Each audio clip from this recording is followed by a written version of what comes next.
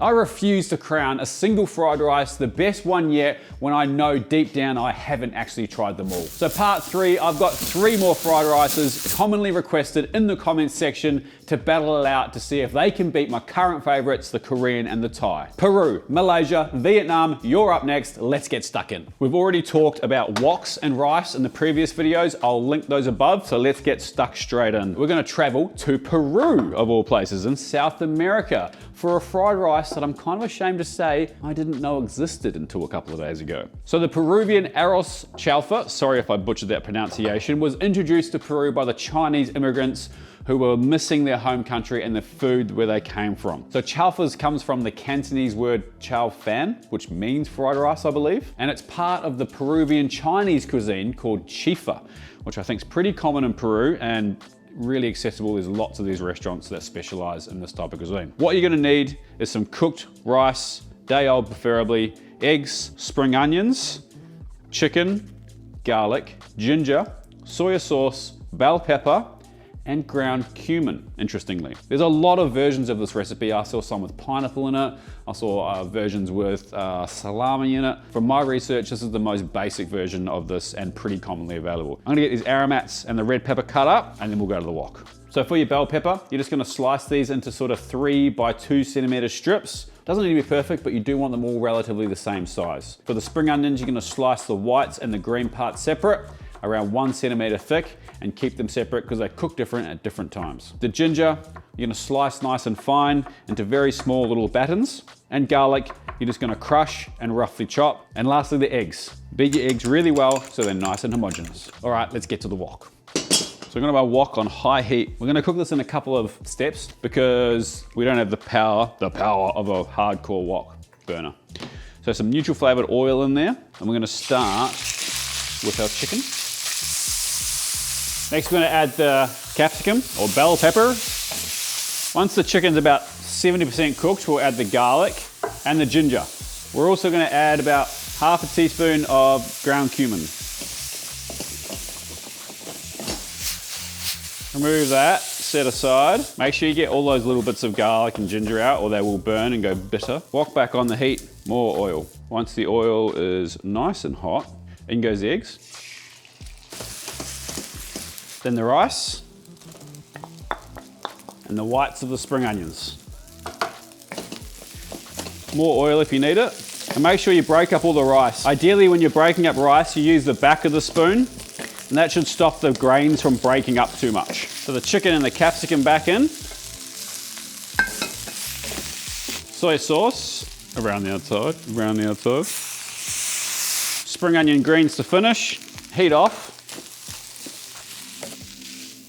There you go, Arroz Chaufa. We're gonna do the taste tests all at the end, so we'll quickly make the other ones and then we'll see what one wins.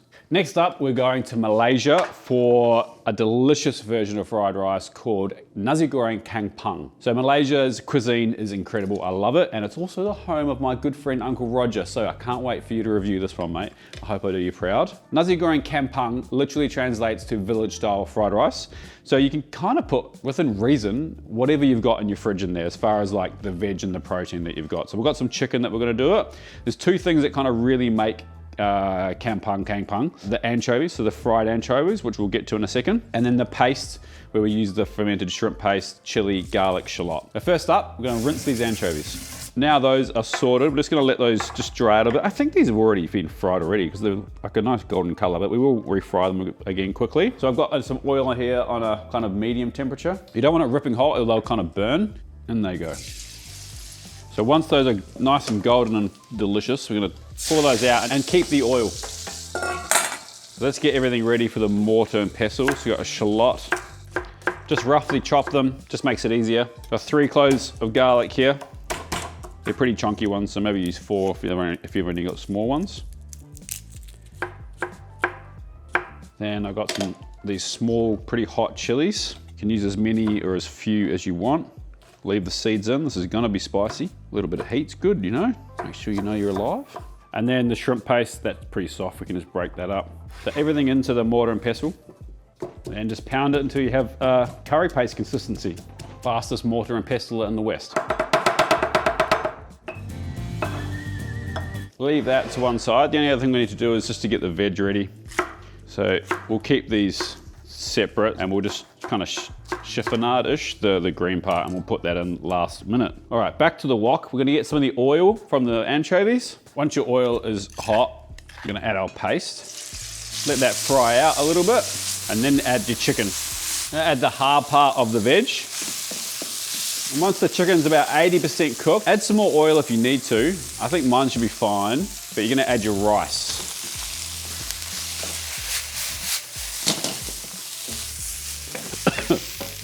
That's spicy. Make sure your rice is nice and broken up. And then you're gonna add your anchovies, but not all of them. Save a few for the top. The green part of the veg. And a little bit of fish sauce for seasoning. We're gonna plate this up, and then we're gonna fry a couple of eggs for the top. So I've given my wok a wipe out, add a little bit more, well, a decent amount more of the shrimpy oil, and we'll do an egg for the top. We want a crispy egg, runny yolk. That's the plan anyway.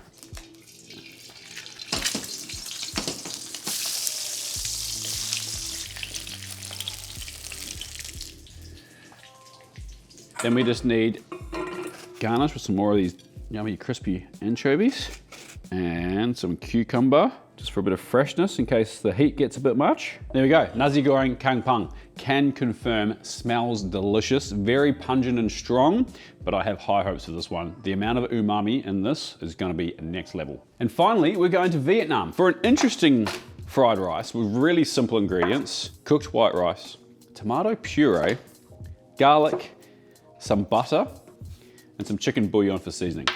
Cơm Đỏ, or Vietnamese red fried rice. So the only real prep I need to do is I'm gonna finely grate about 4 or 5 cloves of garlic. Now, not to be confused with soya guk, which is a sticky rice. This is a savory red rice. To the wok. So wok on, decent amount of oil. And you let that warm up, but we don't want it ripping hot, because we want to cook the garlic first. So once the oil is not smoking, but it's thinning out, it's kind of a bit more viscosic, add your garlic. And let that cook out for a minute or so. Well, not even 30 seconds really. Then add your rice. Pretty early on, we're gonna add the tomato paste so that we can get it nice and even. I will add a little bit more oil so the rice doesn't stick too badly. Tomato paste, about a tablespoon. We're also gonna add a bit of chicken bouillon for seasoning.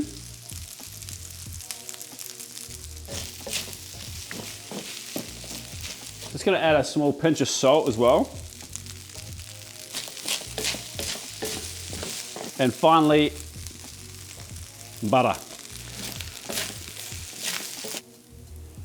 So there you go, Cơm Đỏ, tomato fried rice. And don't forget, if you're a real lover of fried rice, you'll make sure that you hit that like button and subscribe. That was so cheesy. Let me get the other ones and then we'll have a taste off. The thing is with a Cơm Đỏ is it's usually served with something else, much like the one that we did from the Philippines. And it's normally served with a dish called shaking beef. So is it cheating? I don't know, I'm not sure. But I've made it, so I'm gonna taste it with it. First up, we're going back to Peru. Let's have a taste. I love it. Very inspired by Chinese fried rice. I do like the amount of ginger in there. I think that's slightly different to a lot of Chinese fried rice. And I love the cumin in there. It's a nice addition as well. All right, to Malaysia, get some of that runny egg yolk, some of those anchovies. Wow, that is so good. The spiciness of it is amazing. The amount of umami is like through the roof. With creamy egg yolk, I can't get enough of that. And the tomato, probably should have eaten the second. My mouth's full of spice. Also a good amount of umami from the tomato paste, and that, well, also the chicken bouillon. Nice little amount of sweetness, but it does definitely need some of this. That's delicious. But is it cheating if you've got to serve fried rice with another dish for it to take out a top spot? In my book, I think so. Out of all three, the Nasi Goreng Kampung wins for me. And to be perfectly honest, I think we have a new champion. This is delicious. It's spicy, it's full of umami, it's got great texture from the fried anchovies. And I think the reason that a lot of Westerners struggle with this dish is actually because of the smell when you're making it, because it can get really pungent. But in your mouth, it's a completely different experience. It's unbelievably delicious. Sorry to knock Korea and Thailand off the top there. I didn't think that would happen today, to be perfectly honest. That was stunning. Legends, thank you so much for watching. Like this video if you took anything from it, subscribe if you're not, and I promise I'll stop with the really cheesy call to actions about subscribing if we get 20 million followers. We'll see you next week. Peace.